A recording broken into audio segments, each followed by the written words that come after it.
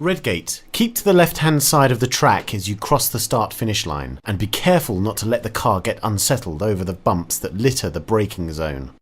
Redgate can be taken in either second or third gear, but most drivers tend to prefer third gear as it gives them better traction on the exit. Brake hard from sixth just after the 100 metre board, drop down to third, and carry about 75 miles per hour through the entry phase.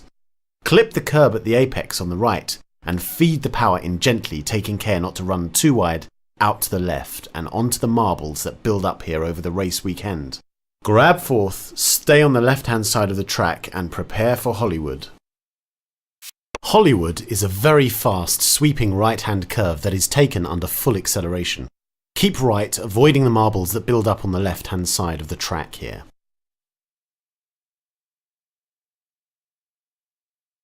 The Craner curves are the highlight of the Donington Park circuit.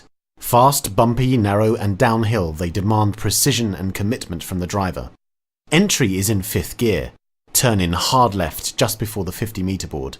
Take a small amount of the grasscrete that lines the apex and keep left, taking care not to let the car become unsettled on the bumps, and prepare to drop to third gear for the old hairpin. The old hairpin is a sharp right-hand corner that is taken in third gear. Ideally, you should aim to carry about 90 miles per hour through the apex here. Braking from about 135 miles per hour, drop down to third gear and turn in sharply, taking some curbing on the apex. Accelerate smoothly and take plenty of curb on the exit. Preparing for McLean's is tricky. Braking is achieved whilst the car is going uphill and turning left. You must be careful not to lock the wheels, and your entry speed must not exceed about 80 miles per hour in third gear. Take plenty of curb at the apex and allow the car to run wide out to the left, and feed the power in gently, grabbing fourth before braking for coppice. Coppice is a two-part corner. The first part is straightforward. Brake just before the 100 metre board, turn in progressively, and take some curb on the right. As you cross the apex and enter the second part of the corner, you must let the car run out to the left, grabbing fourth gear and feeding the power in gently.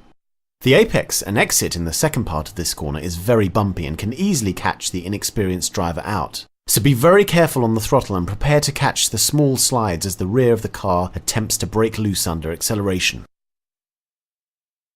You approach the S's in sixth gear at about 150 miles per hour. Brake very hard at just before the 100 metre marker. Drop to second gear and take plenty of curb on the left and right as you carry about 60 miles per hour through this tight chicane. The exit is tricky. You must wait until the car has settled down before you begin to feed the power in and accelerate towards the Melbourne hairpin. Melbourne hairpin.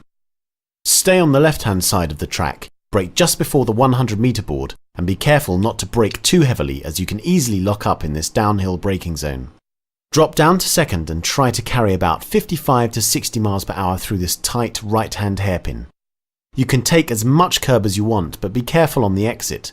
Power must be fed in progressively as you let the car run out to the left.